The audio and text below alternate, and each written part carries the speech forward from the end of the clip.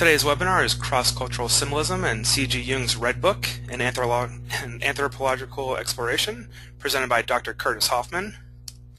Speaking today will be myself. I'm Ryan Deegan, your Asheville Jung Center host, and also Dr. Curtis Hoffman. Today is a webinar, and it's our 8th event in this webinar series. Tonight's webinar is 2 hours long with high-quality audio and a strong PowerPoint presentation. You're also able to ask questions from any computer using our interactive features on your dashboard to the right. Please make sure you've clicked on the correct audio tab. If you're hearing me right now, then you're doing well. You either use your telephone or your computer microphone and speakers, and you can access this on the audio tab on the dashboard. And your microphones are muted initially. We may open up a microphone for a chat question later on if somebody has the right equipment. Please do explore the features, including full screen mode, which is the best way to view this webinar, ask a question, and also if you have trouble sending your questions to us, please go ahead and just email them to us, info@ashevillejungcenter.org. I'd like to take a moment to go over our next couple of events. Our next video event is Elixir of Life, the Flowing Waters of Our Soul and Our Planet. That's on April 4th. Water is the key to life on our planet. We will look at how the disappearance of clean water could affect us in the future. This seminar will be out of our Zurich series. Guest speakers include Murray Stein and Bridget Egger. Our next webinar event will be Thursday, April 18th, 2013 from 8 p.m. to 10 p.m. It's called Psychopharmacology 2013, Confession of a Jungian Psychiatrist, featuring one of our founders, Dr. Steve Buser. He's going to be using his 25 years experience to explain a couple things about what he's learned about psychopharmacology to us. No commercial support tonight, no commercial support for presenters, topics, or programs, and there's no pharmaceutical industry support of any kind associated with us today. Later on there will be an online survey after the event. We hope that you will take it for us. We are taping today, so when asking a question via email or however, please let us know if you would like to remain anonymous. Dr. Curtis Hoffman is a professor in the Anthropology Department at Bridgewater State University in Massachusetts, where he has taught since 1978. He has been a member of the International Association for the Study of Dreams since 1997 and serves on its Board of Trustees. Has frequently presented papers on a variety of subjects. In just one moment, we are going to bring Dr. Curtis Hoffman on.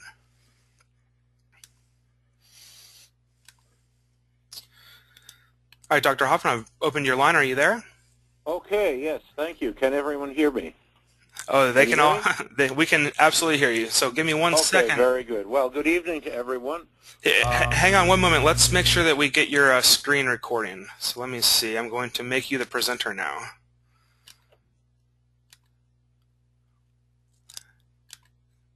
Okay, shall I click on this? Yeah, click on the Show My Screen button. There we go. Wonderful. We are ready to go. I'm going to go ahead and mute myself and give you the floor. All right, and can we get rid of all the stuff on the side of the screen?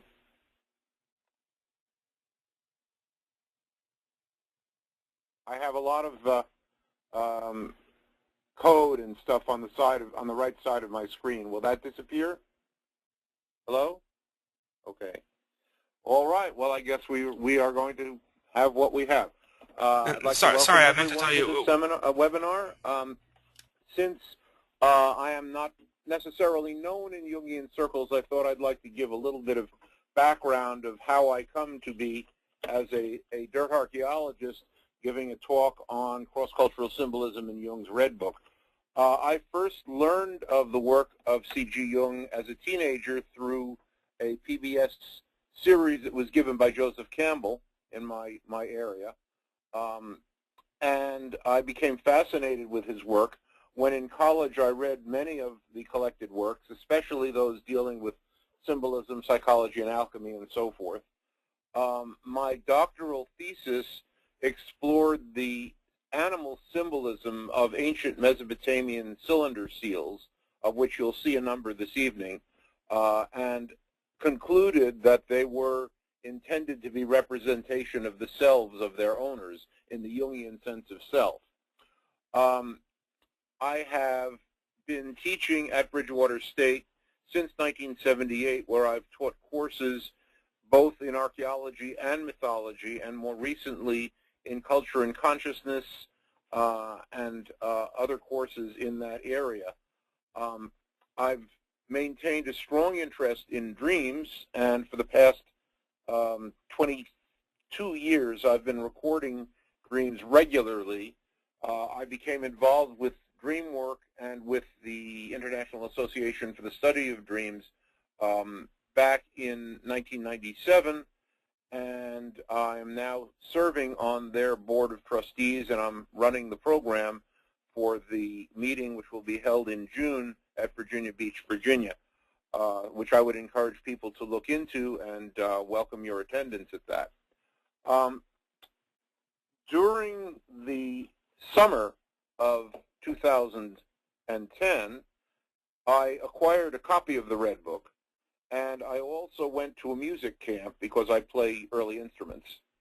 And in the course of this, some very interesting dreaming started happening around the images in the Red Book. I began having dreams that would wake me up in the middle of the night. I would get up, read the Red Book, and read the same dream in Jung's account, which became very strange.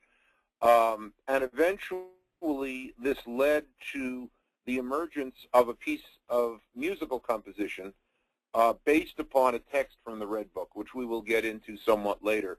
And I believe that the conference organizers can provide you with the URL to a performance of some of the movements of that. So with that in mind, let's begin and see if we can get this to work. Okay, yes. Jung's interest in indigenous cultures was very broad. He provided introductions to accounts as disparate as Richard Wilhelm's translation of the I Ching, the Chinese Book of Oracles, and Gustav Neihart's translation of the autobiographical account of a Lakota elder, Black Elk Speaks. Jung is perhaps best known for his concept of the human psyche as a fourfold, radially symmetrical pattern, with deepening levels as one approaches the center, and for his concept of the collective unconscious, which he considered to underlie all waking conscious experience and to be the same for all cultures. Perhaps his clearest expression of this is found in volume 13 of the collective works, which is Alchemical Studies. It must be pointed out that just as the human body shows a common anatomy over and above all racial differences, so too the human psyche possesses a common substratum, transcending all differences in culture and consciousness. I have called this substratum the collective unconscious. This unconscious psyche, common to all mankind, does not consist merely of contents capable of being conscious, but of latent predispositions towards identical reactions. The collective unconscious is simply the psychic expression of the identity of brain structure, irrespective of all racial differences. Now, the purpose of this webinar is to show how Jung achieved this idea through his own personal experience.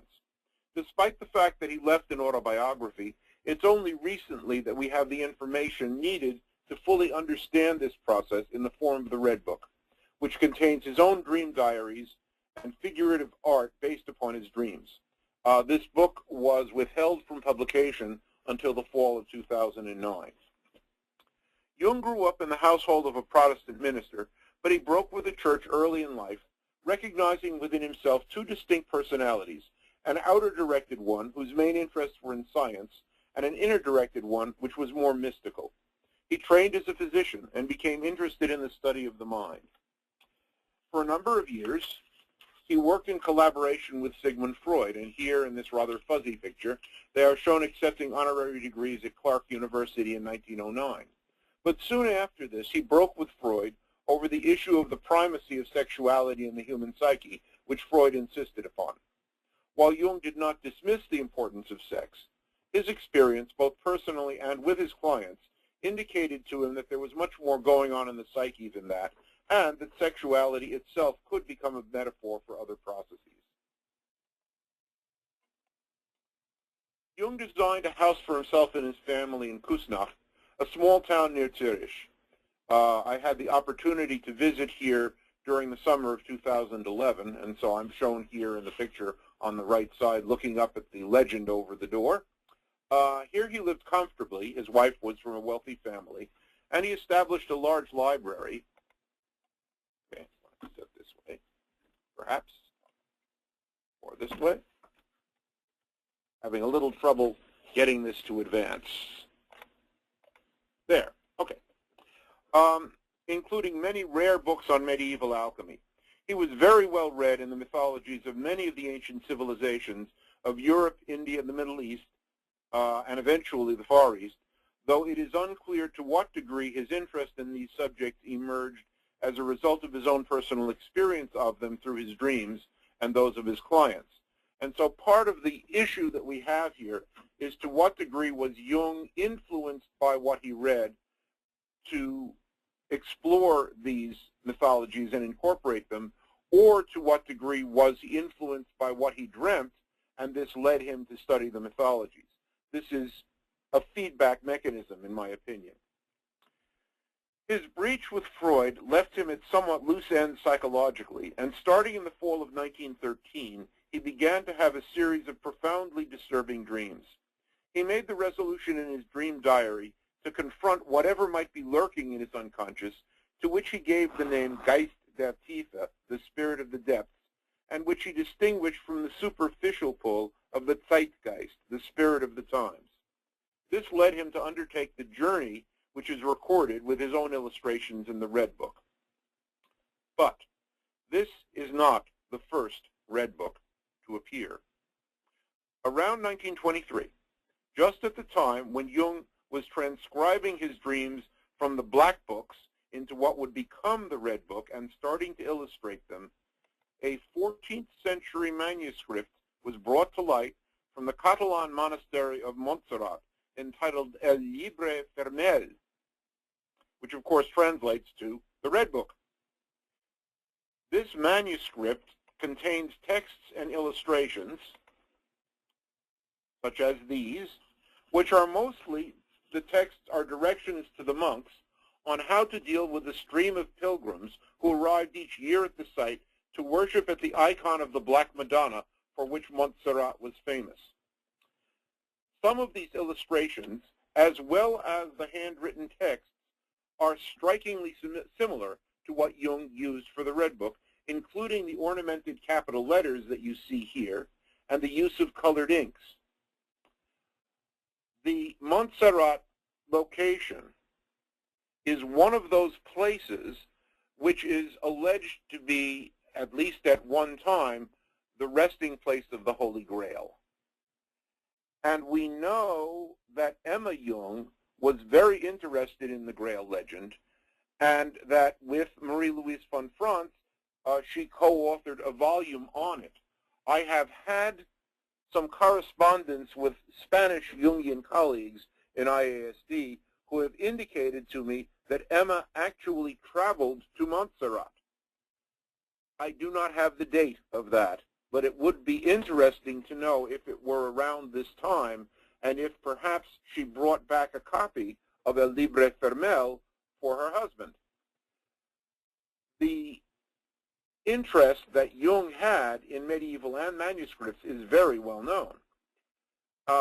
And I might add that my introduction to the Llibre Vermell came about in a similar fashion as what I described for my introduction to the Red Book.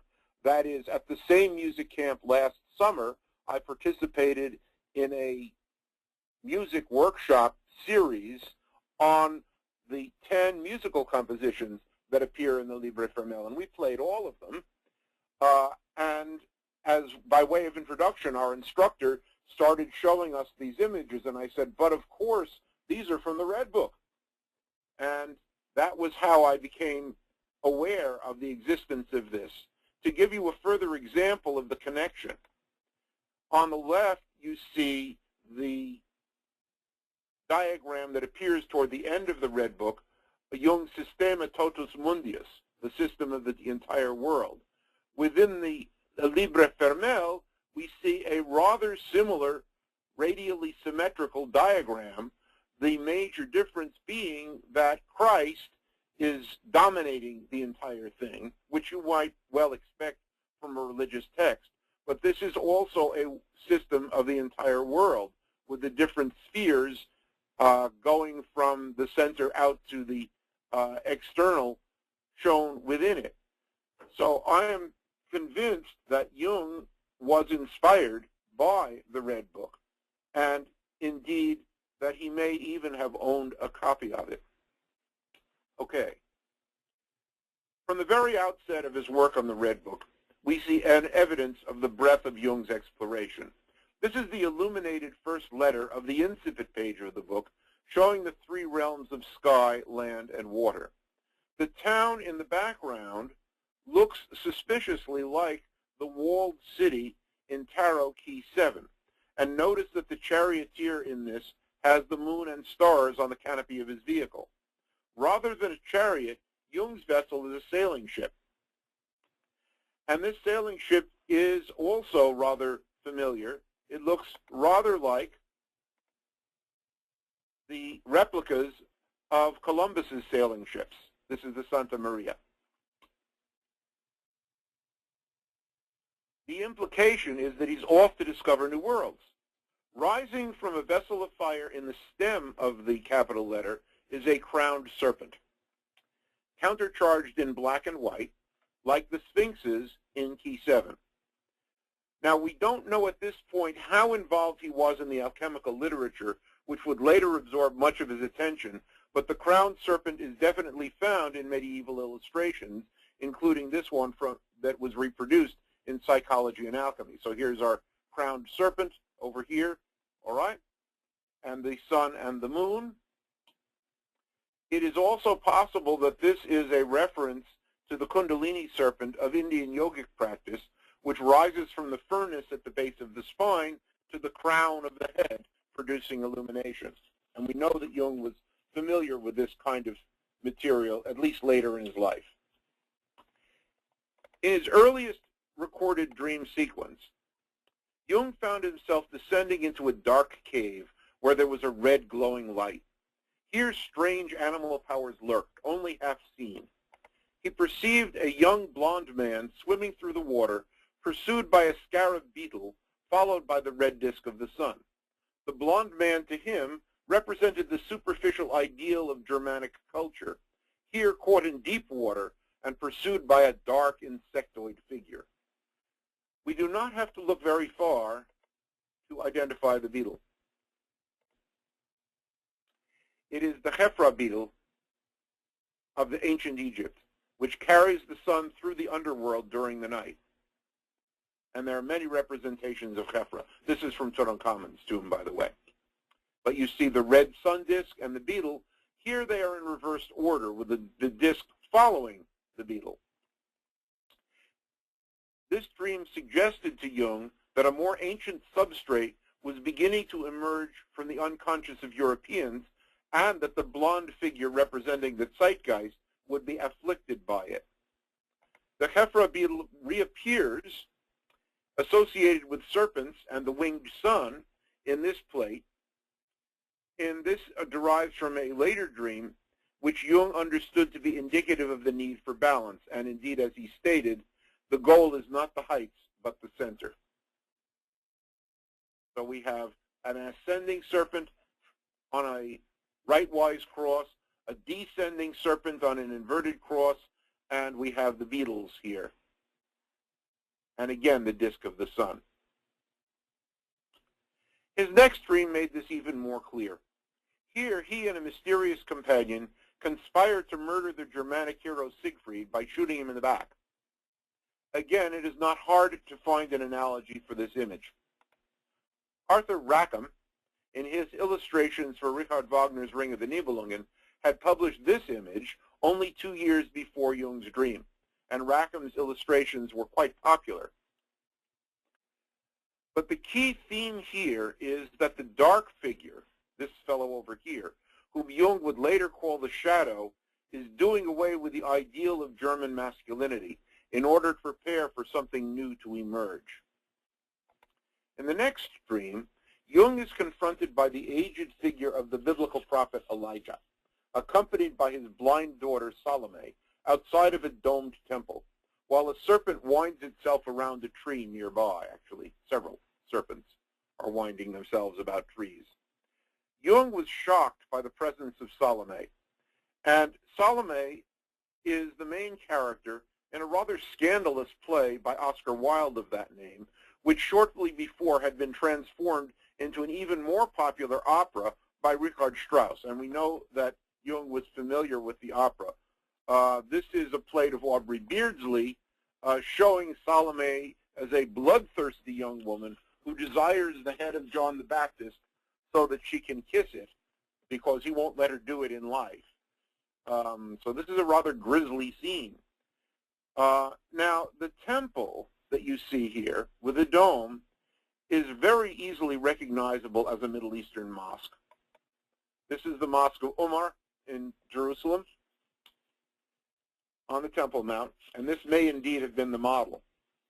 Jung was astounded to learn from Salome later on. He first saw her as a seductress, but later on she reveals to him that she's his sister. And even more shocked when she revealed that their mother was none other than the Virgin Mary. Well, he was not quite prepared to accept this at the time, nor to accept what it would make him. From this experience, he derives his descriptions of the anima, the feminine aspect of a man's consciousness. But we can chase this further because we now have the full story of Jung's break with Freud, and many of you have probably seen the film, A Dangerous Method, which features their relationship with Sabine Spielrein. And so we may be able to see Sabine as Salome and Elijah as Freud. Freud, of course, was Jewish, as was Sabine, and as was Elijah and Salome. And Sabine had seen in Jung an ideal of Germanic masculinity. In fact, she said that she wanted to have a child by him whom she would name Siegfried. So Jung's dream ambush of Siegfried has yet another level of meaning, coming as it does shortly after the breakup of that relationship. But there's more than that, because in Wagner's Ring, Siegfried is the son of Sigmund. And Freud often in his letters referred to Jung as his intellectual son. So by killing Siegfried, Jung is killing his relationship with Sigmund Freud. So with this in mind, we can understand why Jung was only reluctantly prepared to accept Elijah as a guide. Later on in life, however, the figure of Elijah morphed into the winged figure of Philemon from Greek mythology, who dictated long texts to Jung in his dreams. And notice that Philemon here is standing on the dome of a very similar temple. Philemon's wings, said to be those of a kingfisher, are reminiscent of those of the Egyptian goddess Ma'at, who is the keeper of the balance between the pairs of opposites. So at the time when an Egyptian, originally just the pharaoh, but eventually anyone with a scrap of the pyramid text, died and was on their journey to heaven, they would find that they were in a court where their soul or their heart would be weighed against a feather of Ma'at in order to see if they had been true in their lives. Jung later referred to Philemon in his writing as the wise old man, the archetype of the self at the center of the psyche. The domed temple occurs again in this dream image, in which Jung, who always portrayed himself as a young man, after all, his last name does mean young, all right, is shown with the red sun around his head, standing on a gray, multi-leveled sphere and watering the earth. From the earth arise 7 plants, and in the flower of each one there is a curious little figure of a dwarf. Jung identified these figures as the Kabiri, who in Greek mythology were associated with the god Hermes. These 7 dwarves are also found in the Symbolism of medieval alchemy, and this marked the start of Jung's interest in that field, in which he saw a description of the processes of psychological integration, more important than the alchemist's quest for the transformation of material substances. A similar image appears in a later dream picture, where Jung again appears with the red gold sun in quarters above his head, holding the vase on his head, seated on a flying carpet over a city. And the city is reminiscent of that on the incipit page of the Red Book, but it is also presumed to be Zurich with the lake in the distance. This motif of watering, which occurs in both of the last two plates, is reminiscent of the symbolism of the astrological sign Aquarius. This is an Akkadian cylinder seal showing a masculine figure in a very peculiar pose with his legs in a right-angled form, watering a pair of water buffaloes, one on either side. Here's another version from a temple in Babylon showing a pair of figures with these water jugs. Some of these operations were set up so that actually would dispense water. So Jung was becoming familiar with the early Mesopotamian symbolism as well as the Egyptian symbolism, and he's incorporating some of these ideas into his dreaming and into his artwork. Now, one of the most striking sequences in the Red Book concerns Jung's three-day encounter, or three-night encounter rather, with the figure of the Babylonian hero Gilgamesh, whom he called Izdubar. Just to clarify, at the time that Jung had these dreams in January of 1914, the way in which the name of the figure was read was Izdubar. This was not corrected until 1923 when R. Campbell Thompson's edition of the Gilgamesh epic finally was published. And Jung later acknowledged that the name was incorrect. But in his dream, Izdubar addresses him as in the persona of Izdubar, but we shall refer to him henceforth as Gilgamesh. And he is depicted as a gigantic horned figure before whom Jung is in awe. So this is the figure of Jung down here on his knees before this gigantic figure. Jung enters into a dialogue with him, in the course of which Jung explains that science has now taken over from myth. This is more than Gilgamesh can handle, and Gilgamesh is mortally wounded. Jung feels very badly about this and succeeds in convincing Gilgamesh that Gilgamesh is a fantasy. This enables Jung to transform Gilgamesh into a tiny figure, pack him inside of an egg, put the egg in his pocket, and go off to a village where Gilgamesh could incubate and be healed. Now, once again, it is not hard to find the origins of this image. This is a bas-relief from the Assyrian capital of Dur-Sharrukin, discovered in the mid-19th century, is readily available on public view in the Louvre. At a height of 4.7 meters, it truly is gigantic. So it's a big piece. However, we want to note one difference between this sculpture and Jung's, and that is that in Jung's figure, there are horns, whereas Gilgamesh does not wear horns. In Mesopotamia, horns are considered an indication of divinity. While Gilgamesh was later regarded as a god, and even in the epic it is said that 2/3 of him is god and 1/3 is human, a statement that has had the genealogists scratching their heads for over 100 years. In this case, the horns really more properly belong to Gilgamesh's buddy, Enkidu, who is shown here as a half-man, half-bull. He's got the hindquarters and tail of a bull, the torso of a man, and the horns and long hair of a bull.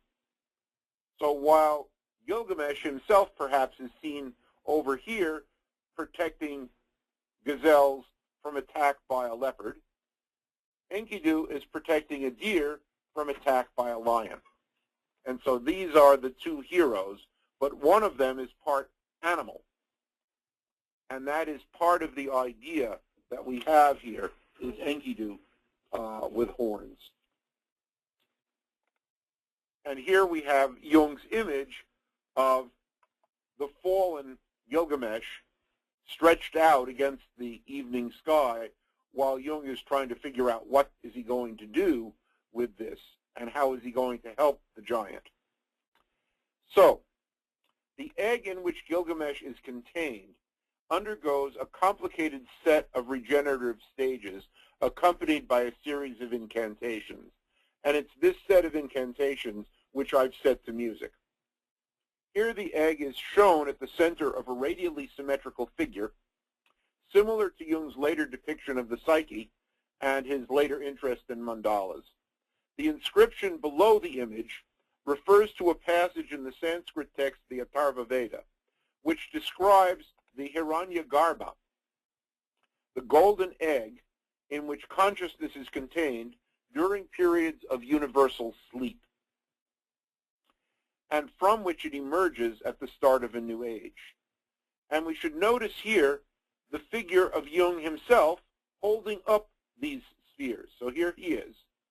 And the figure in which his arms are held has an analogy in Egyptian mythology, where we see the god Shu, the god of the air, separating his primordial children, Geb, the earth god, and Nut, the sky goddess. And so this figure of the arms upraised is iconic in Egyptian mythology. Indeed, just the two arms held this way stand for the figure of the Ka, the soul.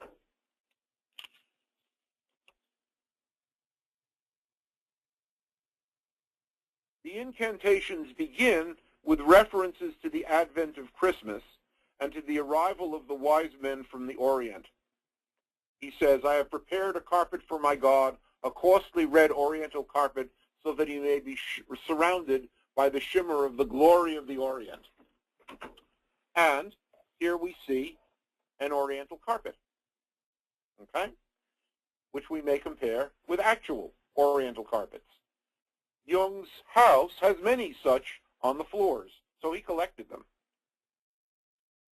The next painting, also within a carpet background, has a somewhat different figure. Here Jung is portrayed at the top of the figure in a half lotus position as a Hindu holy man with a crown. But the crown has flames coming out of it. And we see the egg now in a lower position within this peculiar candelabra-like flaming tree. So what this suggests is that Jung is prepared to identify himself not only with the Oriental sage, but also with the animal nature and even with the nurturing egg itself. He has clearly come a long way from his initial aversive encounter with the Geistertiefe by taking such an active role in what he would later term the objective psyche. And here once again you see the serpent and the bird, who are always paired together in the mythologies of the Middle East and elsewhere. The next plate takes this idea yet further. In the form of a hymn to the god, addressed in multiple forms, while the image depicts a serpent arising from the volcanic depths of the unconscious. So you could see this whole thing as a volcano and the volcano spewing forth lava, but you could also see it as the serpent and the serpent power spewing forth energy. And from its mouth issues that same tree which contains the egg. Jung was quite fascinated with the symbolism of serpents. But here the text says, Amen, you are the light of the beginning, the star of the Orient, the flower that blooms over all, the deer that breaks from the forest, the song which sounds over the distant depths, the end and the beginning. So he is giving a lot of attention to this. Jung portrayed dragons and serpents very frequently in the Red Book. This is a rather Chinese-looking dragon with the Hiranyagarbha in the center, for in China it is the role of the dragon to protect that cosmic egg. And here is an example of an actual Chinese dragon for comparison purposes. Now, at the time that he painted these, Jung was relatively unacquainted with Chinese symbolism, so it's a little surprising that this stuff was coming out in his dreams. But this image will keep returning. In the classic Western hero myth, the hero slays the dragon. This is indeed one of Siegfried's greatest feats, but for Jung, the goal seemed to be to come to terms with the serpent. Sometimes these serpent motifs show up in interesting guises. This is a picture of the serpent or something as the Geist der Tiefe. And above this, he has put a bit of text which I have translated into cuneiform because I've translated the entire text of the incantations into the language of the Gilgamesh epic for the purposes of the cantata. But this says one word that has never been spoken, one light that has never shone, a confusion without equal, and a road without end. And we see here the solar bark being conveyed across the ocean while this beastie is at the bottom. Once again, we can find parallels to this in world mythology. This is Egypt again, with the bark of Ra, the sun god, making its way across the heavens and approaching the door of day from the night. The idea is that the bark travels across the underworld at night and then enters into the day world each day.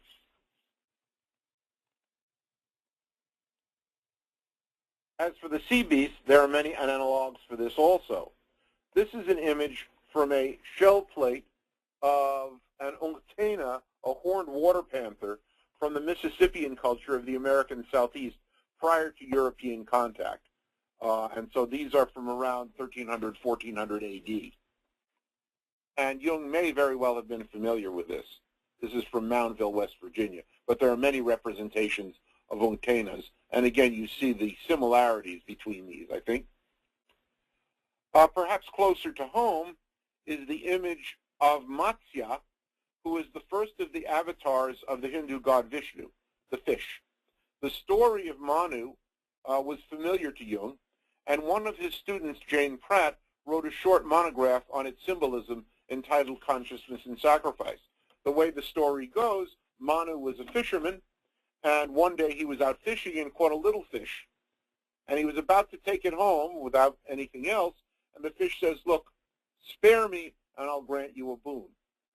So he brings it home, he puts it in a fishbowl, but the thing is that the fish grows in size, doubling each day. And soon, Manu runs out of vessels that are large enough to hold it, and so he brings it back out into the ocean and lets it go. The fish then promises Manu that he will help it when the great flood comes, instructs him to build the ark and to tie the rope, the tow rope of the ark, onto the fish's horn.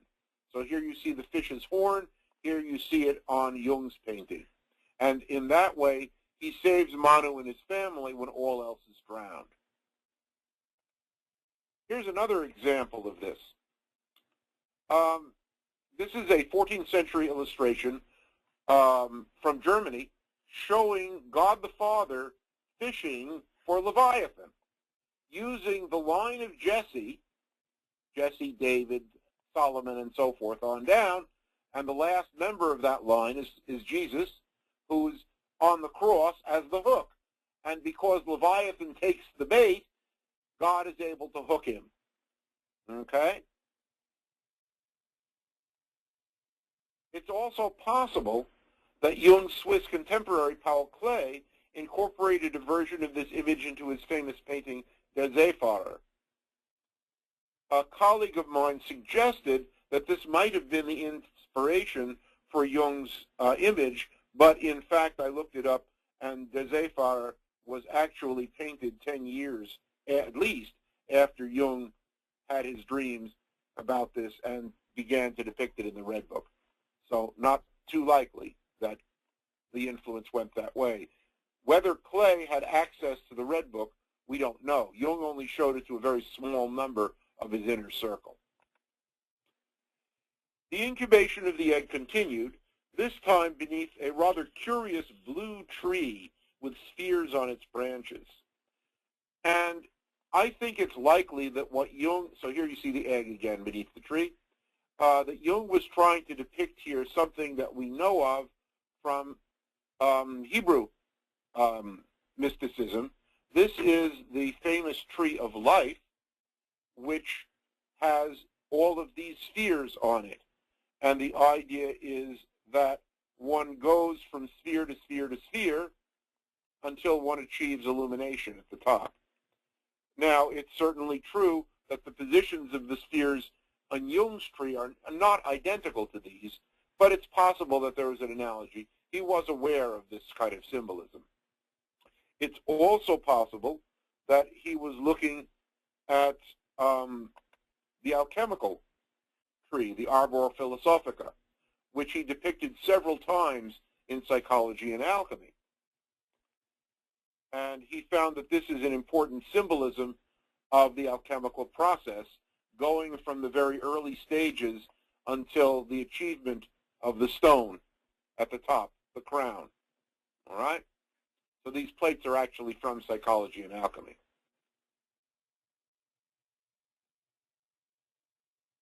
In a later rendering of the tree, Jung showed both its roots and its branches, and the egg has now expanded to encompass the entire zone of the tree. The blue light in the branches of the tree toward the top resembles that around the spheres in the preceding plate. But in the roots, there are more chthonic creatures. So here we've got our serpent again, and some kind of a wolf-like creature, and lizards over here, all right? And there's a text scrawled at the bottom of this that says, the fire comes out of Muspili and grasps the tree of life. A cycle is completed, but it is the cycle within the world egg. A strange god, the unnameable god of the solitary, is incubating it. New creatures form from the smoke and ashes. So this is his depiction of the egg encompassing the tree rather than the tree encompassing the egg. And once again, we don't have to look far to find analogs, because Jung gives us a hint when he refers to Muspili, because this is clearly the Muspel of Norse mythology. And here you see a depiction of the world ash tree of Norse mythology, with its roots in the underworld and its crown in the upper world. At its roots, there is a serpent, or serpents, gnawing away. At its crown, there is an eagle that's built its nest. Deer are nibbling from the buds of the tree, and a squirrel runs up and down the trunk of the tree, bringing messages to the god Odin. So this tree, Yggdrasil, is one that contains the 9 Norse worlds, of which Muspelheim is one of the 9. Now this idea of the serpent and the bird occurring again as a pair of opposites, and we find these in numerous mythologies. Ultimately, the process of the incubation was successful, and Jung is able to witness here the breaking of the egg and the release of the spirit in a huge gout of flame. He related this to the Hindu fire sacrifice, which is accounted in the Shatapatha Brahmana, and that's why the reference down at the bottom here to that text. He later learned from Richard Wilhelm that this kind of release is precisely described in the Chinese alchemical text, The Secret of the Golden Flower, to which Jung eventually also wrote a commentary. In the plate to the left, the sage holds the egg-shaped object at his midriff, the source of his chi. while on the one at the right, it has been released from his head in a crown of flames. This sequence of images in the Gilgamesh section of the book is actually a remarkable demonstration of the power of the unconscious images drawn from many cultures: Babylonian, Egyptian, Chinese, Hebrew, Christian, Sanskrit, and Norse. In his later writings, Jung often referred to the collective unconscious, personified, as the million-year-old man. Jung had a strong interest in archaeology. In his autobiography, he said that if he had to do it all over again, he would have been an archaeologist. In fact, his model for this image may have been the Neanderthal skull, which he has in his library, along with the skull of a gorilla. I'm not certain whether this is an original or a cast. I did get to see it, but it's definitely a Neanderthal. In this plate, he is depicting this million-year-old man as being buried in the earth, accompanied by fossils and artifacts. And he has the beard and the calf's ears of Enkidu. But he gave it a name derived from his dreams, Atmaviktu. By this he meant a kind of immortal essence that dwells deep within our consciousness and carries with it all of the seeds of collective human experience. This animal-human hybrid may be compared with images in the Paleolithic caves of Western Europe, with which Jung was also familiar, especially the image of the shaman from Trois Frères, who is wearing an elk costume and dancing, and there have been numerous suggestions as to what is suggested by this. Very likely, this is not just a hunting blind situation, but rather that the shaman is a shapeshifter and takes on the consciousness of the animal as his consciousness transforms. And that's part of the process of shamanizing. During the period when Jung was recording his dreams in the Red Book, and for some time afterward, he was drawn to radially symmetrical diagrams, called in Sanskrit mandalas. He undertook the practice to draw one each day, and he felt that these served as centering devices, in that they draw the eye into the center of the figure. This one depicts a perfect balance of forces.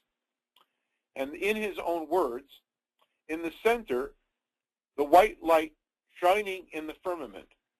In the first circle, protoplasmic life seeds. In the second, rotating cosmic principles, which contain the four primary colors. In the third and fourth, creative forces working inward and outward. At the cardinal points, the masculine and feminine souls, again divided into light and dark. So here we have the masculine soul of the wise old man and the rather demonic figure down at the bottom. And on the right, the feminine figure in blue, the feminine figure in red, the blonde and the brunette. So sort of counterpoised as a complete balance. Mandalas have been used in many cultures for thousands of years, but they are best known from Indo-Tibetan tradition, where they serve multiple functions as meditation devices and as representations of the transitoriality of the world.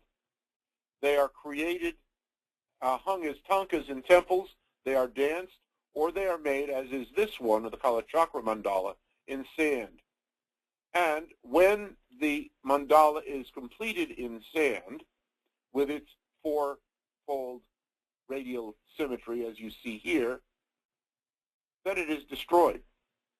It is swept up, and the sands are dumped into the nearest body of water. And the reason that this is done is that the monks are expected not to become too attached to the beautiful thing that they have created. Now, I'll tell you a little funny side story to this. When I was working on a textbook in mythology that I've written, The Seven-Story Tower, I decided that I wanted to have a picture of one of these mandalas. And it turned out that there were a group of Tibetan monks visiting Wellesley College at a conference who were creating one. And so I had my photographer friend go with me to the conference, and we photographed this once it was complete. And I then had the dreadful thought, are we not, by photographing this mandala, defeating the purpose of its intention of transitoriality? And so I asked the chief monk about this, and he chuckled and he said, your book is transitory too. So I kind of liked that. Another of Jung's mandalas came to him while he was visiting Scotland with some colleagues.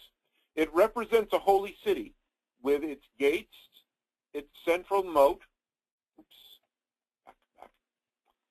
and a temple in the center, which is another domed figure, although this time seen from the top. Jung felt that it represented the culmination of the process which he described as individuation, the balancing of all the forces of the psyche. Around the time that he painted this in the late 1920s, he received Richard Wilhelm's translation of The Secret of the Golden Flower, which I mentioned before, and he was immediately struck by the close connection and the correlation between this image and the one that he had produced. While he admitted that he was not very familiar with Chinese symbology, the manifestation of this mandala as an objectified image both confirmed for him the validity of the process he had been undergoing and caused him to realize that it was no longer necessary for him to continue with the Red Book. He stopped writing in mid-paragraph. And then, returning to consider what he had done near the end of his life, he penned an epilogue, which also breaks off in mid-sentence. He never finished it. So it remains an unfinished product whose power, creativity, and far-flung cultural connections we can only now begin to appreciate. In conclusion, Jung's proposal of the existence of a collective unconscious, deeply rooted in the human psyche of all of us, finds confirmation in his own personal experience as well as that of many other people.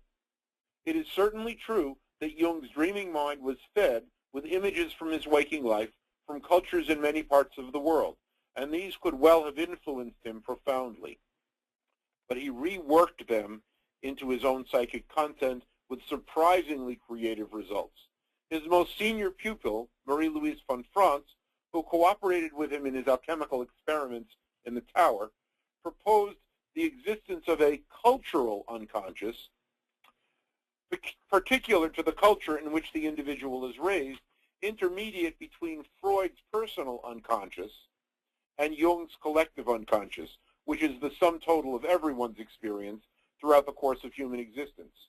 And speaking as an anthropologist, I would say that this model, von Franz's model, actually fits cultural reality very well, but that there can indeed be leakage from other cultures into our consciousness, which emerge in altered states such as dreaming, and which bring us from just the cultural unconscious of our own culture into contact with cultures all around the world. And with that model, I think that social scientists should pay more attention to it, and that this may be one of the chief contributions that Jungian psychology can make to the study of the human psyche. Thank you. Oh, that was wonderful, Curtis. Are you ready for some questions? Very much so. Thank you. Okay, let me see what we've got here so far. We've got a couple from the internet. You want to pick a picture that you want to just leave up for us while we answer questions? Oh, sure. Let me see if I can find my my favorite picture of the beastie. Here we go.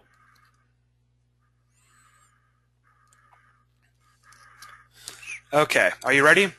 Yep. Okay. The first question we have is, do you believe Eastern culture had a larger influence on the Red Book than Christianity and Western religion? And if so, why is that? No. I think that both Eastern and Western streams of thought flowed into Jung's work, and that he was receptive to and open to all of them. However, we do know that later on, and this appears in Man and His Symbols, he suggests that it isn't really entirely proper for Westerners to adopt and assimilate the teachings of the East, because he compares it to a beggar breaking into a rich Oriental palace, which isn't his. And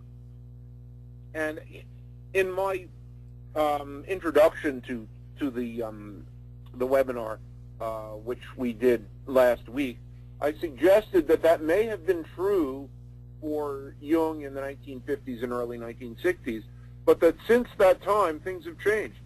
And the folks from India are now breaking into our palaces of materialism and becoming quite wealthy, some of them, a few of them anyway, and that the cultural flow is going in both directions.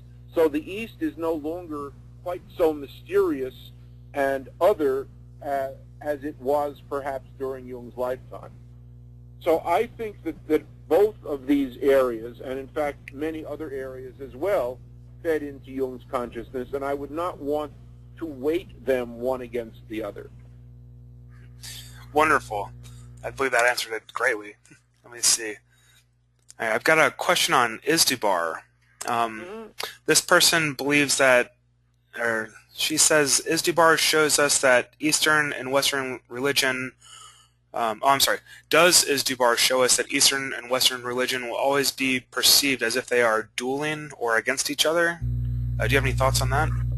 Well, it wasn't Western religion that did in Izdubar or Gilgamesh, but science.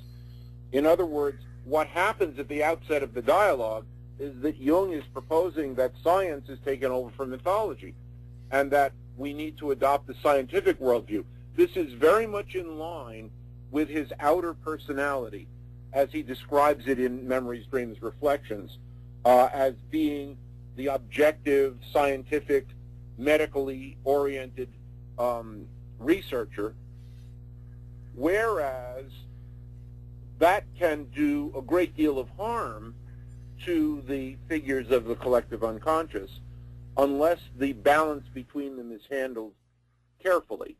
Now, I want to hasten to add that I consider myself a scientist.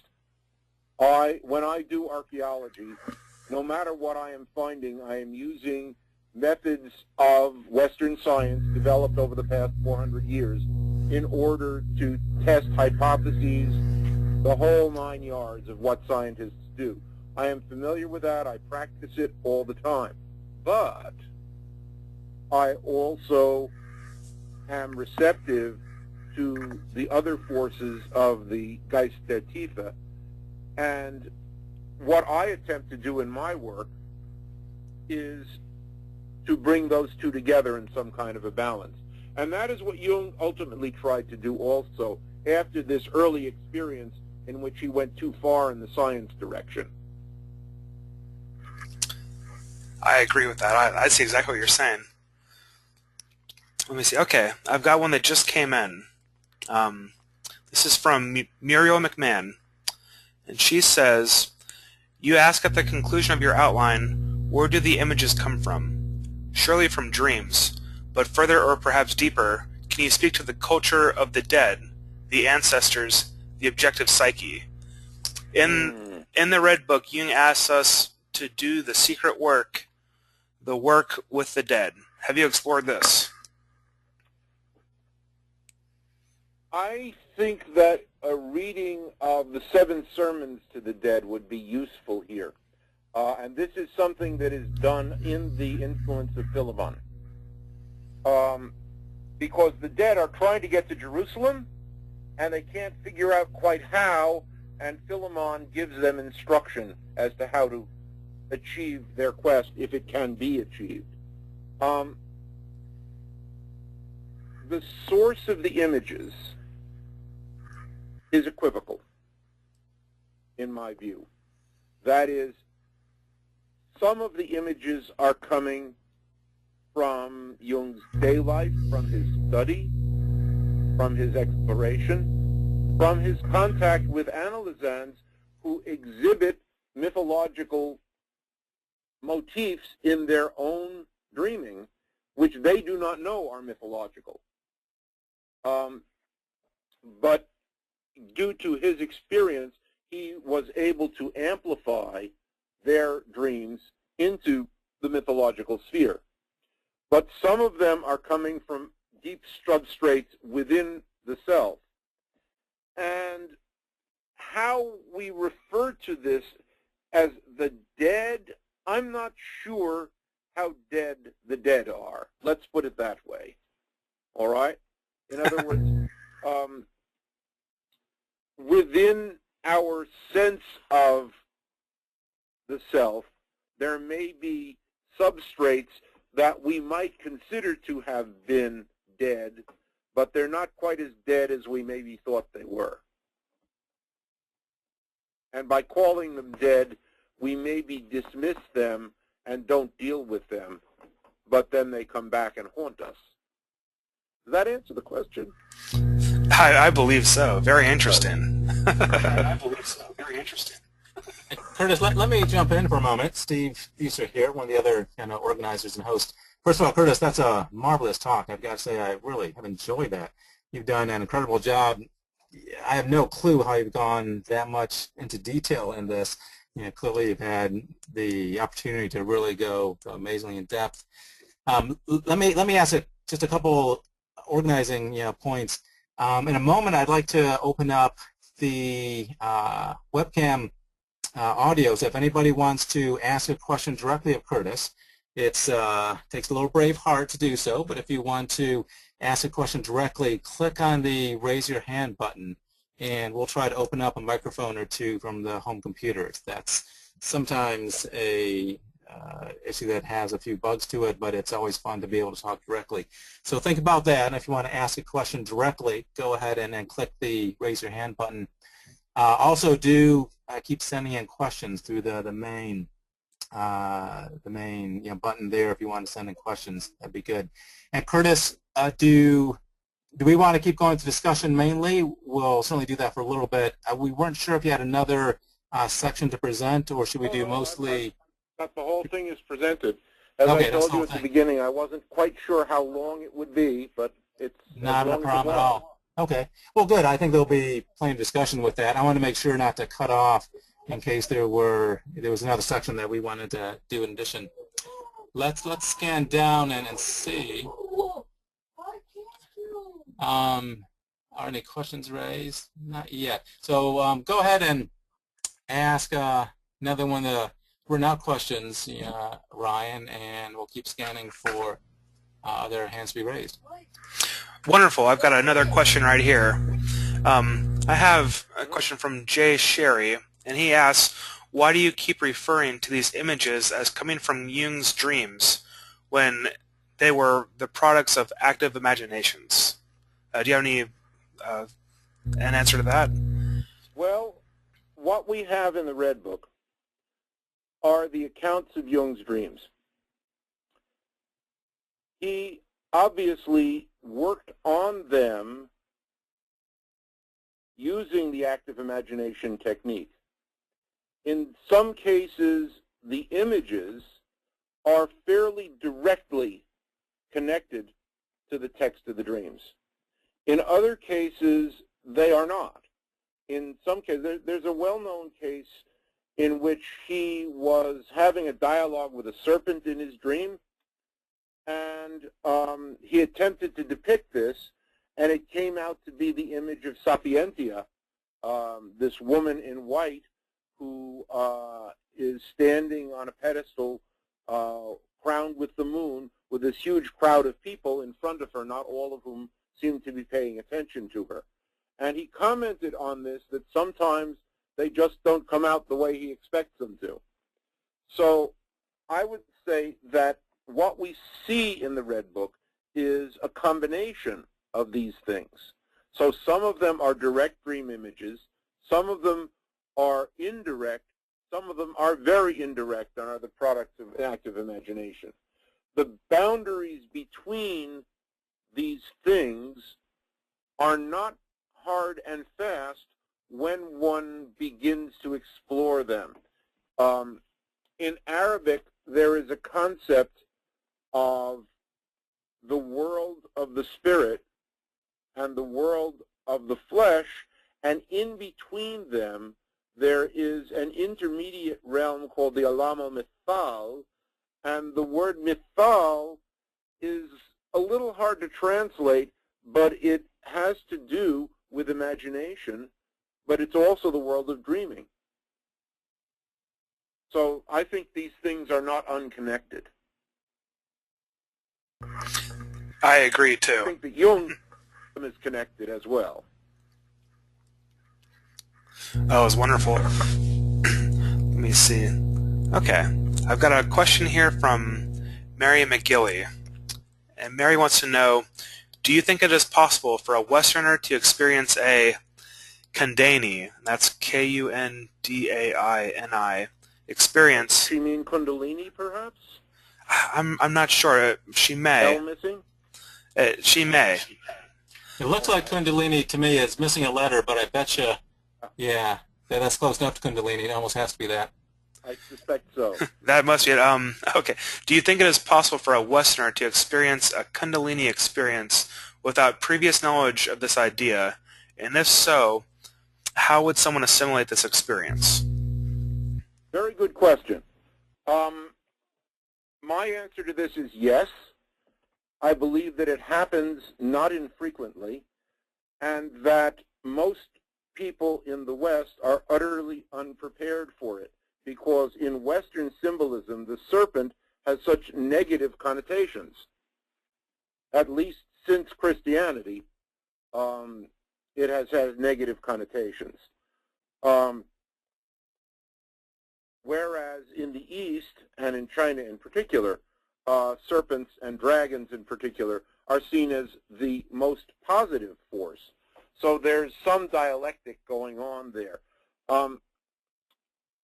People who overutilize entheogens, psychotropic substances, sometimes can spark a Kundalini experience for which they are not prepared, and it can, to use the terminology of the 60s, blow their minds.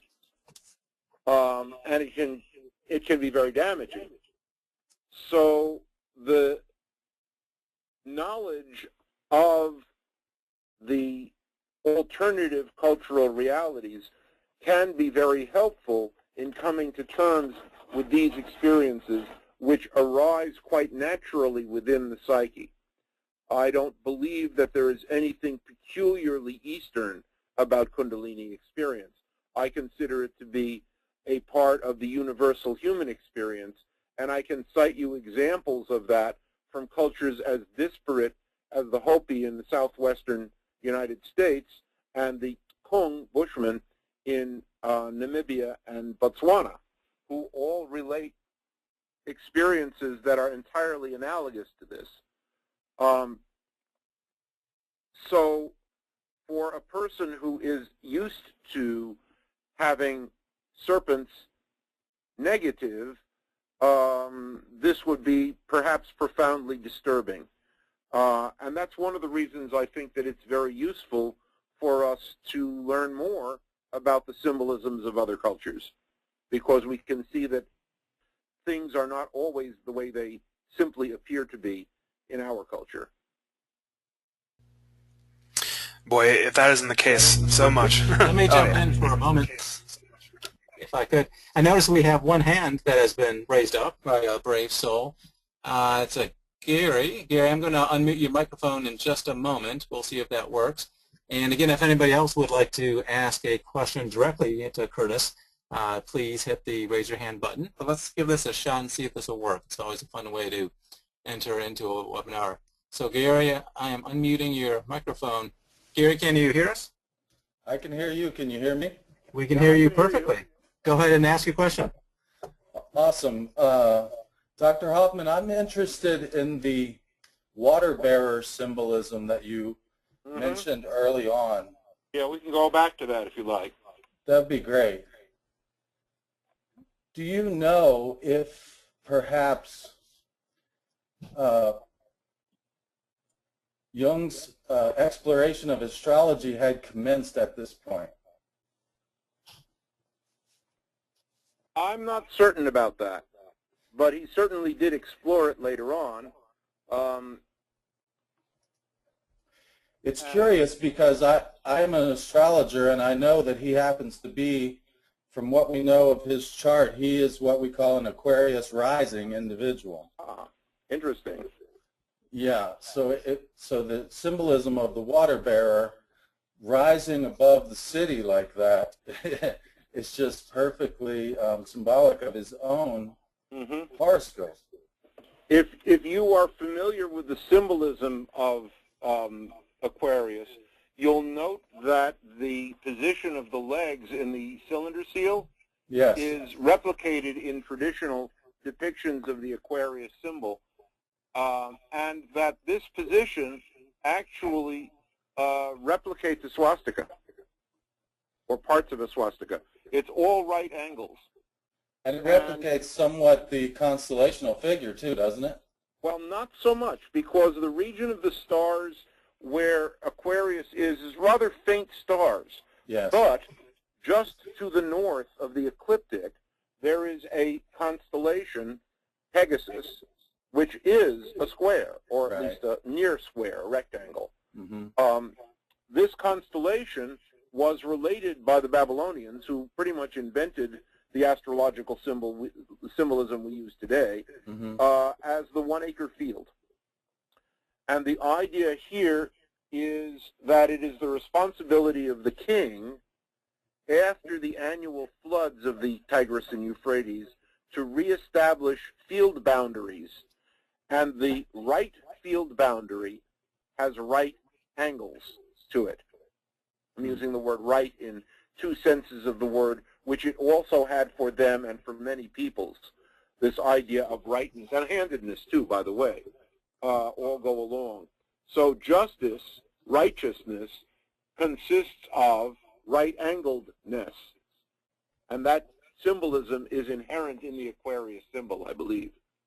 Oh, that's fascinating. So there's a bit more symbolism there to a leadership type justice, almost like justice in the tarot. Yep, absolutely. That's really fascinating. And if you look at key 17 in the tarot, you'll see that the figure of the woman, who is sometimes said to be Hathor, also has her legs in that same position. So that is the symbol for making things right, by making them right-angled. Fascinating. You taught me something about astrology. Thank you. But you see, this was the subject of my doctoral dissertation, too, because the four chief symbols that occur in the cylinder seals are the lion, the eagle, the man, and the bull. Yes. And you can quickly see what those four are. The four fixed signs. Yep. And at that time, when that was devised, the sun rose on the day of the spring equinox in the sign of Taurus. Right. And the bright red stars in Taurus and Scorpio are almost exactly 180 degrees apart. Yes. So that the Babylonians actually said that the bull and the scorpion are one. Aldebaran and Antares, yes. Exactly. And they're both red.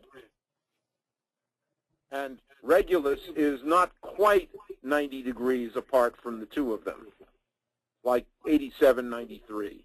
Yes, Regulus and Famolo are both blue stars. And they called those the watchers of the four cardinal directions. And Fomalhaut has an interesting association because it is associated, I believe, with the constellation Eridanus, is it not? Yes, the Okay. fish. Eridanus is an absolutely categorically Mesopotamian constellation because it is the river, and the earliest city in Mesopotamia is Eridu, which is associated with the god Enki, who's the god of the waters and the rivers. So this thing keeps winding itself around and around and around. Right. Yeah, that's really fascinating. Thank you very much. Oh, thank you for calling in. Yeah, thank you, Gary. That's always fun to open up the microphones with that. I'll go ahead and mute you back, but if you have any further questions, do click that button again. And again, anybody else that wants to ask a direct question, go ahead and click that, raise your hand button, and we'd love to have your voice there. Ron, I think there's a number of questions that have come in via the question dialog box. Do you want to go with one of those? Absolutely. I've got one ready right here. Great. Okay, I've got a question from Linda Dench. She says, could you expand a bit more on the reasons that Jung ended the practice of journaling and drawing in the Red Book? Oh, you want a one-word answer on this, which is no. It's a mystery. Don't know. The only thing that we know about this is that it was around the time that he got The Secret of the Golden Flower from Richard Wilhelm. And he realized that in The Secret of the Golden Flower was the objectification of everything that he had been experiencing and writing about and painting. And he decided that he didn't need to do this anymore, so he stopped. And then later on, when he came back to it, he started writing an epilogue, and then he stopped again. But that's as much as we know. And so there's a certain amount of mystery about this, both times. So my one-word answer is no. Very mysterious. Yeah. Curtis, let me ask you a question, if I could. A number of times in those images, there'd be a small figure, often in the lotus position, and many times you said, oh, this is Jung at this stage, and he's doing this or that. What is it that allowed you to determine that was Jung, in essence? Is that... Well, it's the same image consistently. Huh. Uh-huh. Yeah, and it's always depicted as a young man. Well, again, his name means young, so it's a play on words. Okay, that makes sense.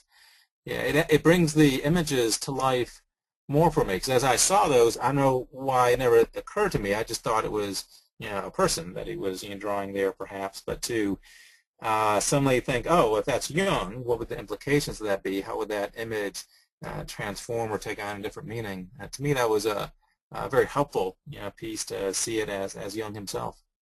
In some cases, he actually says that it's depicting him. So, for example, in the end game of the Gilgamesh, here where we see the breaking of the egg, this is categorically depicting Jung bowing down before the breaking of the egg, because he tells us that. Okay, that's in the Red Book itself someplace. He describes that happening. Okay. Wow. By the way, at this point, he felt drained. He felt very empty at the end of the process and disappointed that Gilgamesh had departed. So he felt depressed about this. But, this is 3 nights of consistent dreaming. It was a very intense experience for him.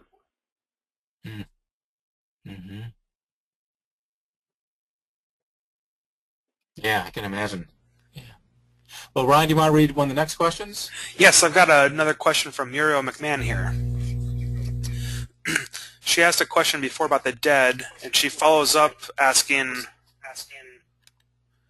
surely the dead are more than a psychological reality. As many indigenous cultures attest, they have an objective, quote, reality. Might the Red Book be a manual or medicine for our times, where in the West, at least, we are dead-phobic? Jung met his dad, the dead, the ancestral. herein lies the wisdom to compensate for our Western one-sidedness. Do you have a comment on that? Well, I don't necessarily disagree, but of course the ways in which different cultures regard the dead is highly variable. So, for example, in Hindu culture and Buddhist culture, you have the concept of reincarnation, in which the dead don't stay dead, but instead return again and again. So when Jung says if he had had it to do all over again, he would have been an archaeologist, who knows but that by now he has not. All right? And that idea of reincarnation in one form or another exists in numerous cultures, not just in Hinduism and Buddhism. But it's very variable how people regard the dead. And they regard them sometimes more positively, sometimes more negatively, sometimes more transitorially, as in Hindu culture. So our view and the view of others, the more of these different views that we can assimilate and learn about, the more diverse our experience of reality and psyche become.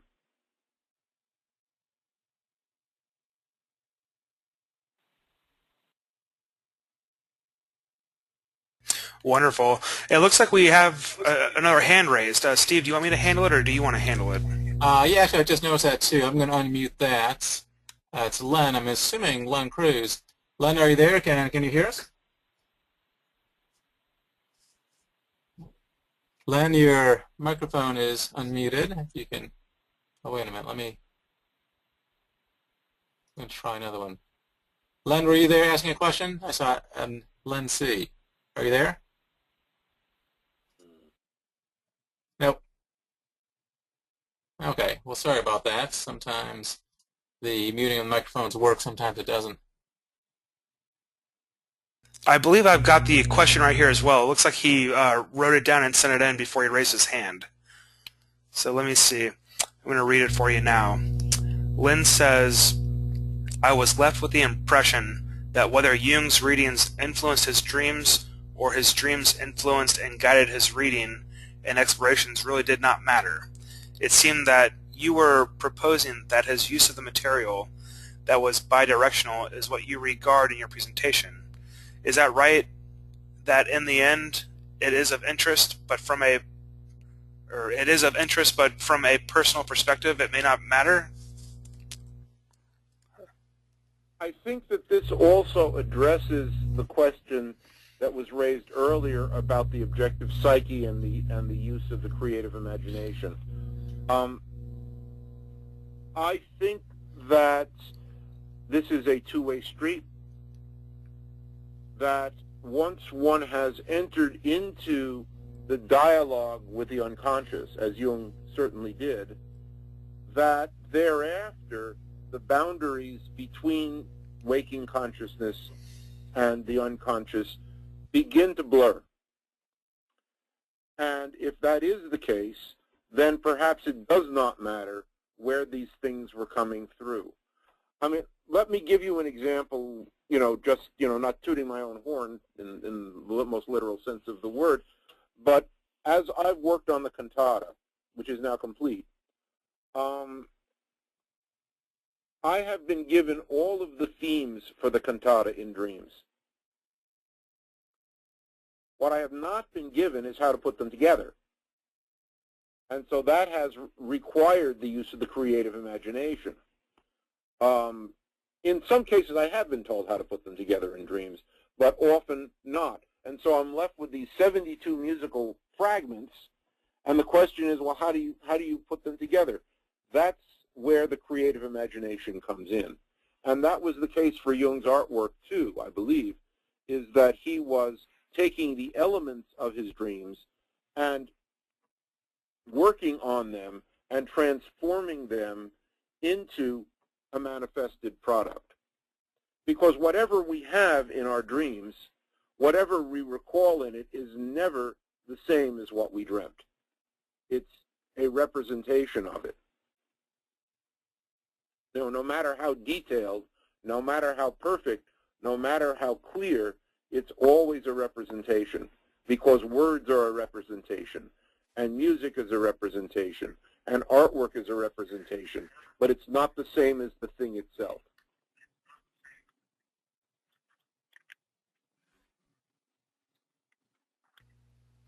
Oh, Lynn, are you there? I am. Can you hear me? Yes. Can you hear me? Did that? Thank you, Curtis. Thank you, Curtis. I finally found a way of getting the question out. And I guess it was also evident to me that there was a certain complementarity, not to stretch the metaphor of physics too much, but that idea that it really may not matter and that both directions influence one another. I was catching the right theme as I heard you present that, right? So that's how I see it. Okay. And experience it. Thank you. Thank you for calling in. Okay, I've got another one here. Let me see. Okay, I've got someone that wants to know, a reader's edition of Carl Jung's Red Book has been published recently, which does not include any of Jung's illustrations. Would you recommend against reading this edition before reading the true edition complete with pictures? Is it still the Red Book without the illustrations? You know, I had a dream about this in which I saw that something like that was happening, and the upshot of the dream was that I did not think that it was the real Red Book. So I will let my dream speak to that answer. I don't see how it can be the Red Book without the illustrations. I agree as well. We've actually had that question come in over email even before this. A lot of people were interested in it. Yeah. So I've dreamt that. Okay, I've got a question from Charles Daniels in San Antonio, Texas. He wants you to comment on the script that appears in several pictures. He says, for example, see page 89, 94, 95. Yes. No. I've looked into that. I've tried to figure it out. I can't crack it. I don't know anyone else who can crack it, except perhaps Jung himself might have left a writing somewhere that we haven't discovered. I would guess, given the number of signs, that it is not alphabetic, but syllabic or logographic. That is, that each character stands for an idea or a syllable or a word. But beyond that, I'm afraid we just don't have enough of it to be able to crack it using the means that we have at our disposal. But if someone comes up with an answer to that, I'd be very, very interested. And so I agree with the caller, with the questioner. I'd like to know too. Yeah, wouldn't we all? I believe that this question was brought up during one of our other Red Book seminars, and Dr. Murray Steen out in Zurich had the same exact answer as you, where we just have no idea. Mm-hmm. Okay. Yep. I mean, there is in a footnote in the Red Book a translation of one of those texts, but to get from the translation to how you could actually read this stuff, I don't know.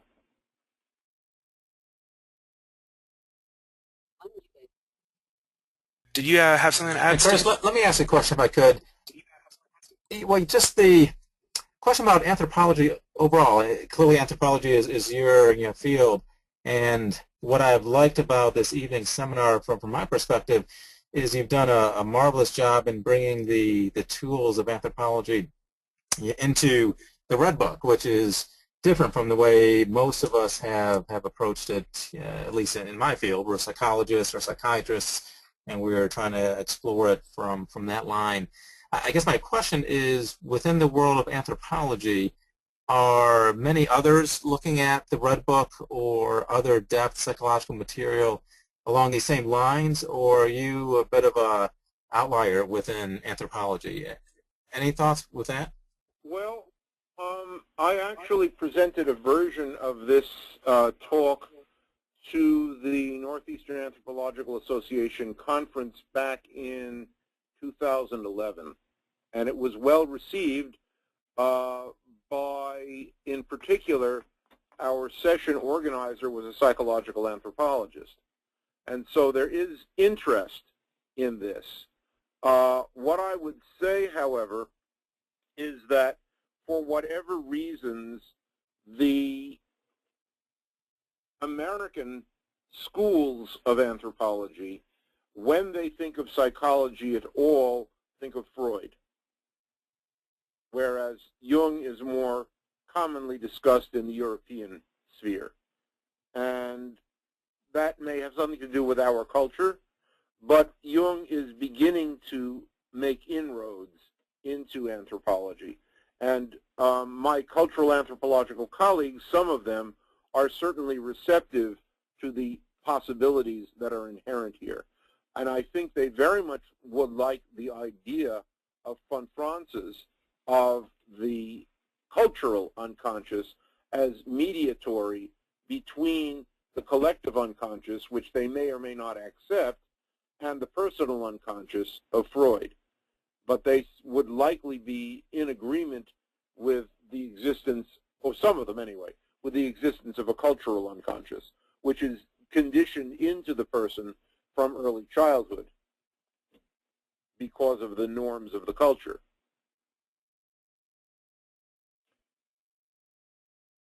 So I don't know if they're willing to go quite so far as the collective unconscious.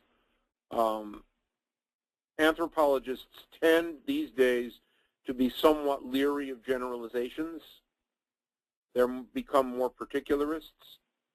But there have been some forays into the field.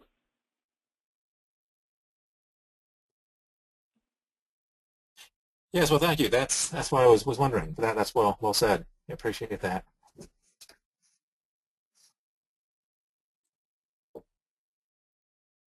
All right, I've got another question here. This question's from Judith Hecker. She wants you to elaborate on the decision to put Gilgamesh into an egg. Are there examples of storing gods in eggs to recover and heal before this? Let me think about that. There's certainly stories of eggs, and the idea of the Hiranyagarbha being an egg is an example of that. The idea of a cosmic egg is certainly found in Gnosticism, with which Jung was quite familiar, by the way. But to actually put a figure inside of an egg, I don't believe that I have seen that elsewhere. So that may be unique to Jung's dreaming.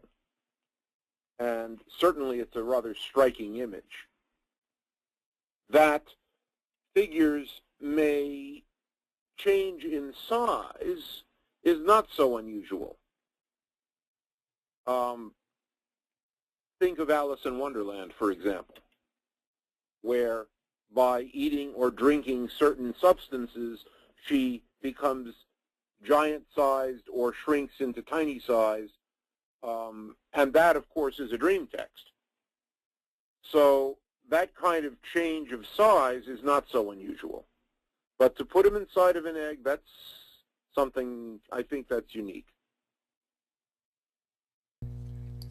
I agree. I've got a follow-up question to that. Let me see. Anonymous wants to know, do you believe that the image in which Jung is portrayed holding the egg above his head, do you see this as symbolic of Jung holding up or protecting Eastern belief or Eastern religion? Jung holding the egg above his head. Let me see if I can find such a thing. I believe it was the one where he was holding the egg up above his head, but it was in a kind of giant sphere.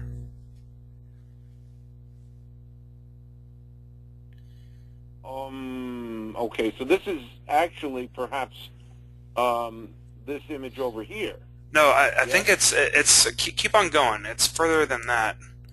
But forwards. Keep on going Okay, forwards. so we get into the Gilgamesh material. All right. Right there. Oh, so you're talking about this here? Yes, sir. All right. I believe that's what they're talking about. Standing beneath the sphere. Okay. Yes. Well, it does indeed reference a Sanskrit text, and the building itself looks rather like one of these Hindu temples. But is this deliberately Eastern, or is it something else? That's very hard to say. I note that the egg is inverted also. The point is down, as it is in the figure of the Hiranyagarbha. So it's hard to know what he intended by this figure. But I don't think that it means that he is upholding Eastern teachings. I think that it simply indicates that he is upholding the egg in its larger sphere. I see. So you believe it's more just about protecting Gilgamesh rather than being symbolic of protecting the East. Okay, wonderful. Yeah. I've got another. We should also remember that Gilgamesh is a Mesopotamian story. It is from what in Jung's day was called the Near East, and which we today call the Middle East. These terminologies are, politically correct and so forth. But it is not exactly Eastern. It's sort of on the boundary between East and West. Even in the days of the Roman Empire, Mesopotamia was on the border between Eastern empires and Western empires, and changed hands frequently, as a matter of fact. I see. Wonderful. I've got another question from Lynn here. Lynn says, you spoke of the cultural unconscious, and we have heard Tom Singer present in the Asheville Young Center on the topic of cultural complexes. Do you have any thoughts about what you might identify as cultural complexes, quote, particularly those that may be influencing us presently? Well, gee, how about our romance with guns? That's a peculiarly American cultural phenomenon. You don't find that so much in European cultures, from which American culture, of course, derived. But we have this thing about guns, which, of course, is very much in the news these days. I would say that that's definitely an example of the cultural unconscious at work, even though that is not part of the collective unconscious so much. Because after all, we subsisted for millions of years before guns were invented, and many cultures have subsisted quite nicely without them, and some, even today, subsist without them. So this is something I think is peculiarly American.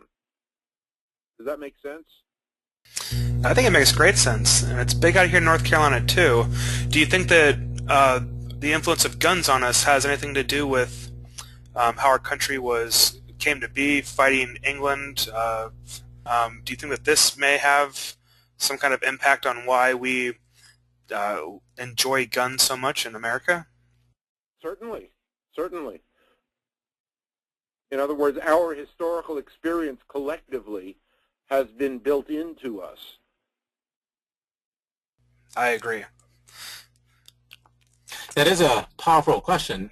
And boy, when you think of, well, Europe versus the United States, you're quite right. Europe, of course, was founded far before there were guns at all. And I guess you could argue maybe knights or swords or other pieces might be more in the collective unconscious or the regional unconscious in Europe. But there's one country in Europe where gun ownership proportional to the population is as high as it is in the United States, and that is Switzerland. Really? Why is that, do you think? That is how Switzerland has maintained its neutrality, is because the Swiss all have guns. Jung himself, during his early days, participated in the Swiss Army as a medic, I believe. But he, from time to time, went on maneuvers, and this was during the course of his relationship with Sabine Spielrein, and she was devastated when he left to go to the, to the boundaries. She couldn't quite fathom why he was going off and leaving her behind.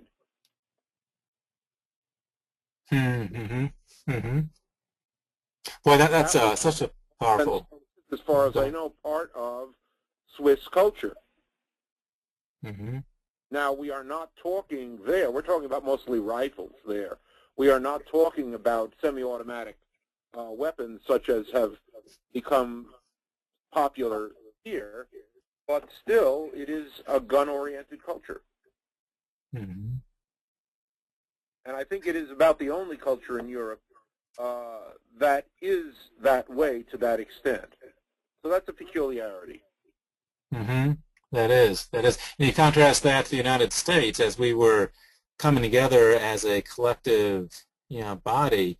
It was guns that were going across the frontier, and then later the Wild West. Guns are really woven into the unconscious fabric of our society with that. Yeah.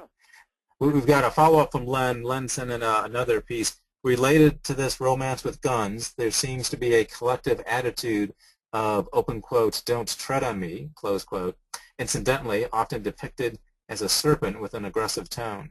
That's correct. That's correct. That symbolism comes out of the period immediately before the Revolutionary War, and there was also something that went along with it, which was the idea of the uniting of the colonies, because there are images of that serpent divided into 13 pieces with the legend, unite or die. Yeah, exactly, the dismemberment. I remember seeing that before as well.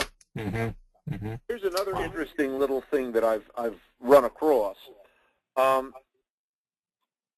In the original version of the state flag of Massachusetts, there is a depiction of a Native American with a bow and arrows, and from out of his mouth comes the legend, what we would say the balloon these days, come over and help us. Now, that legend no longer appears in the state flag. We just have the Indian there, and the legend that says he seeks peace, but peace with a sword. Wow. All right, now, I attended a seminar at the IASD conference a number of years ago, given by the Dutch researcher, New Testament researcher, Bart Coët, who recounted an episode in the book of Acts in which St. Paul was staying overnight at the site of Troy. And in his dream that night, a Macedonian man appeared at the foot of his bed and said exactly those words. And it was on the basis of that dream that Paul decided to cross over into Europe and start preaching the gospel to the Europeans. So come over and help us has a very specialized meaning in that context, because the Puritans and the Pilgrims were coming over with the idea that the native people wanted them there to help them, to convert them. Now, to what degree the native people really wanted to be converted, you can certainly debate that question. And it was debated in battle, indeed, in 1675 and 1676 up here. We had a major conflict, the largest and most deadly conflict ever fought in southern New England, which is known as King Philip's War. But the idea of coming over and helping these people by converting them was very much on the mind of the early settlers. So there's some interesting connections here back into that earlier collective unconscious of Paul's. Come on over and help us. Wow, that is unbelievable. It's hard to imagine anybody having almost the gall to put that on a state emblem of some sorts. Yep. But that was, I'm sure, the collective thought of what we were doing, to quote the Savages back then. One In this book day and that age, they all that's had was the Bible, and so right, they knew right. it backwards and forwards. Mm-hmm. Mm-hmm. Wow. Hey, I would like to remind people that we're getting near to the end of our time, and we may have time for just a few more questions if people would like that. Again, if you're a brave soul and want to open your microphone up, go ahead and click on the raise your hand button. We might be able to do one or two more of those if there's any desire to, and or send in a last quick question. We'll be winding down either shortly or right before 10 o'clock Eastern U.S. time.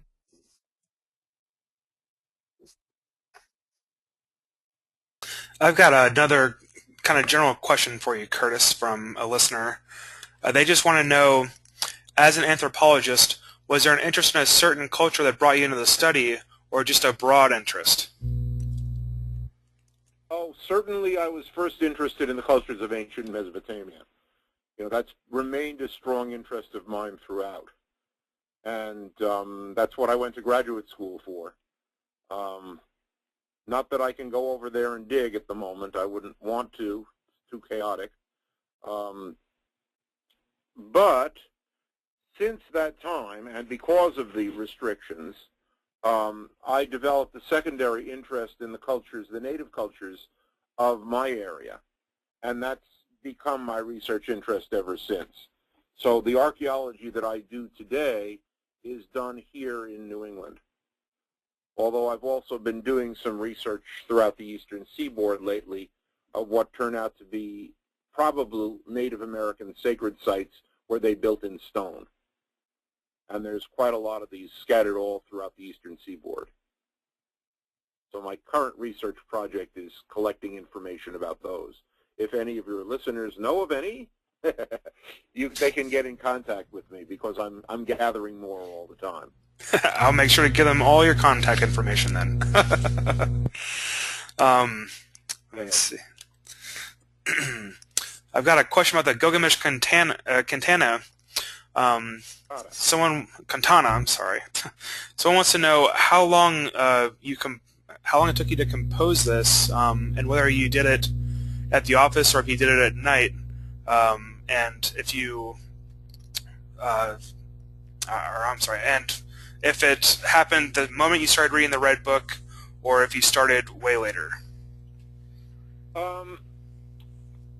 I was more or less midway through the Red Book when I started getting the dreams that authorized this. And the first dream actually was the first night after I got back from the music camp, when I actually saw the two women who were running the camp that year were leading a chorus, each member of whom had a piece of paper with one word on it, and they handed me the whole text, and I saw that it was that text. That was what got it started. Now, that was in more or less September of 2010. And the cantata was completed, I would say, for all intents and purposes, by April of 2012. So a year and a half. And much of the composing took place at night. I don't think I did any of it at the office. But I would get a dream. I would be awakened from a dream. I'd go down. I have a program called Finale on my computer, which allows me to do composing. Since I don't play piano, I'm a reed man. And I would write out what I had heard in the dream, or in some cases actually seen the sheet music in the dream. And then I'd save it, and then I'd come back to it later. So that all took place, a lot of it took place at night or early in the morning. The assembly of that happened, again, on my own time, not in the office. And the thing that I discovered about the Red Book is it had a way of waking me up in the middle of the night. It only wanted to be read. at night. I attribute some agency to the Red Book. It's mysterious that way.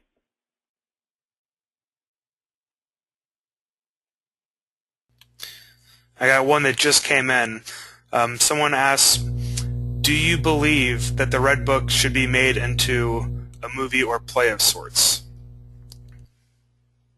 I can't imagine how. I could see it might be some interesting tableau. I can also imagine that at the International Association for the Study of Dreams conference, which we always end with a dream ball, that we will start seeing characters from the Red Book showing up at the dream ball.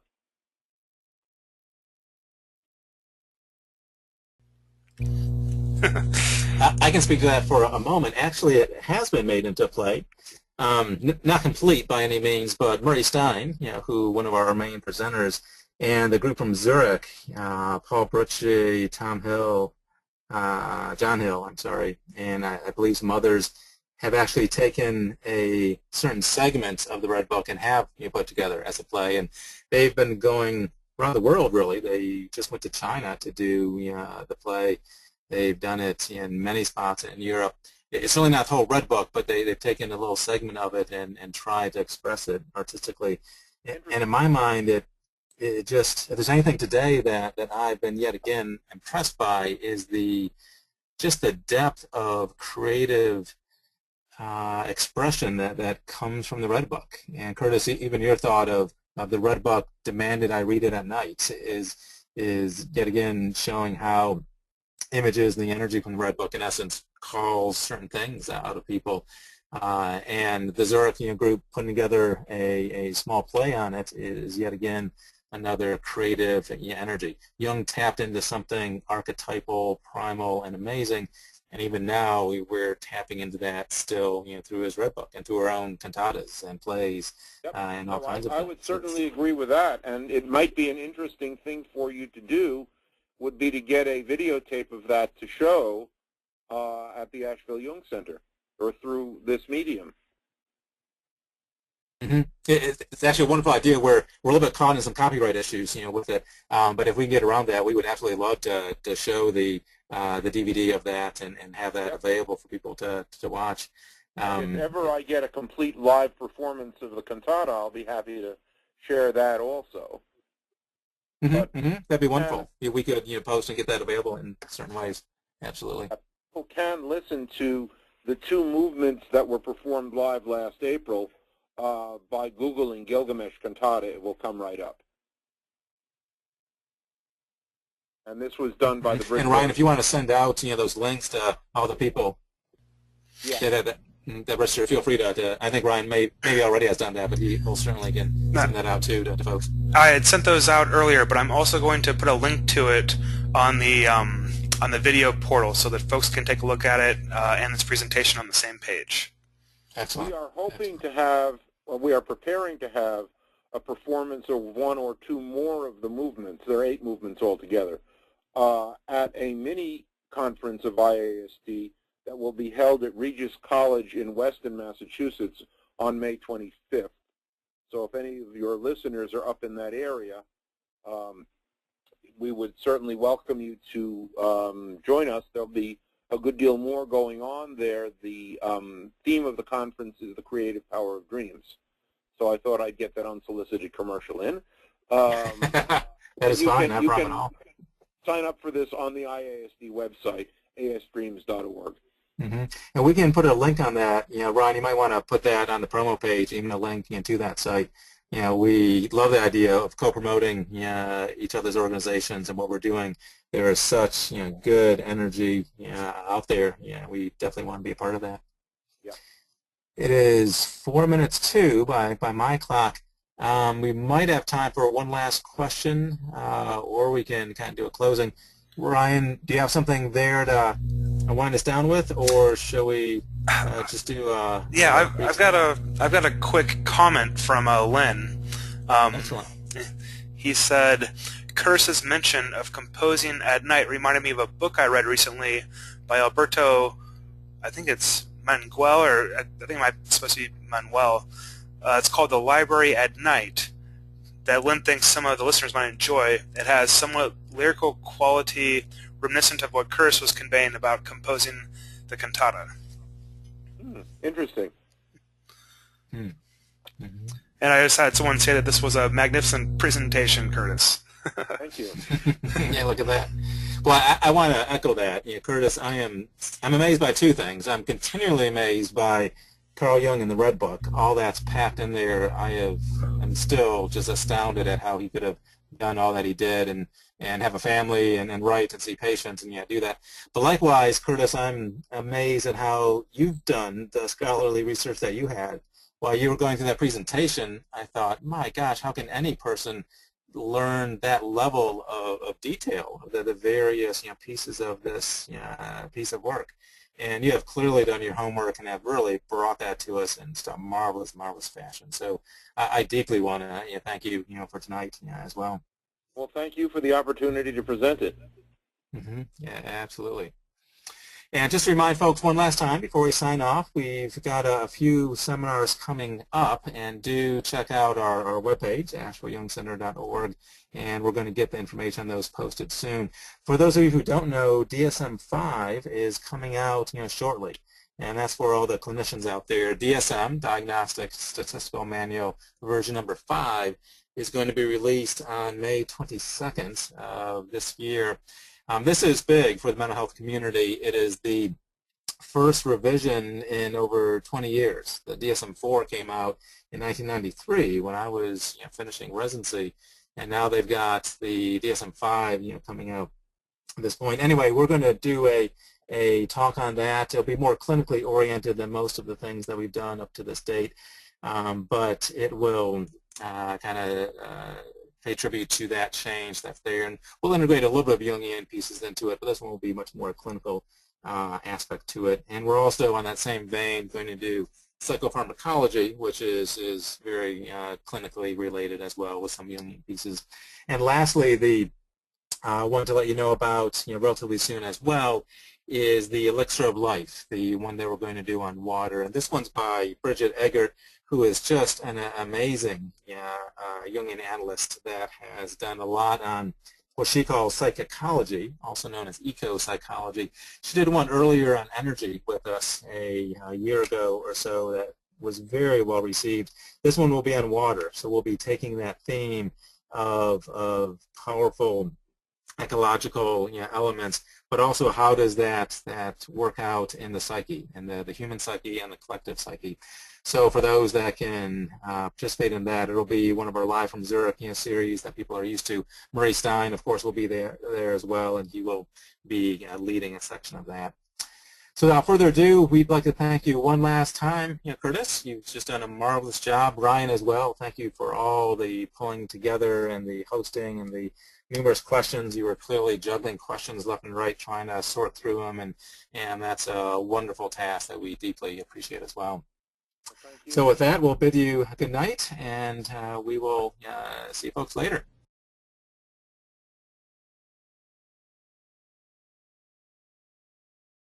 The next two pieces are a new composition written by one of our faculty professors who is dabbling in composition, Chris Hoffman. And I neglected to put the translations in the program. They're in a language none of us understand. It's called Akkadian. It's really dead. So I'm going to read the translations to you so you have a rough idea of what's going on. The first piece, which is number 4, the translation is one word which has never been spoken, one light which has never shone, one confusion without equal, one road without end, spirit of the deep. And the second one is a slightly longer poem. The solemn hours lengthen, and my humanity is wretched and suffers torment. Since I am one who gives birth, whence do you delight me, O God? He is eternally empty, eternally full.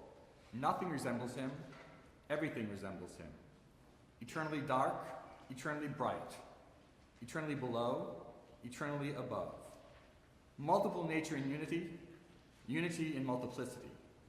Wisdom in absurdity, freedom in bondage, defeated when victorious, ancient in youth, yes in no.